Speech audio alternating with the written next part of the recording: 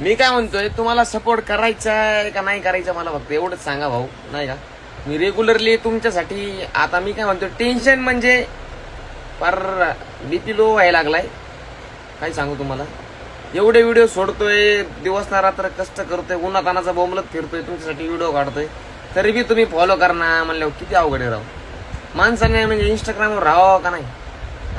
एवढं टेन्शनचं काम. 2.3 मिलियनची आपली ओरिजिनल आयडी जाऊन तरी पण मी खचलो नाही. तुमच्यासाठी नवीन नवीन व्हिडिओ बनवतोय, कॉमेडी करायचा प्रयत्न करतोय, तुम्ही फक्त एक फॉलो करत नाही. 100K व्हायला फक्त काहीतरी 5 का 6,000 का 10,000 काहीतरी फॉलोअर्स कमी, तेवढं फक्त करून टाका थोडंफार.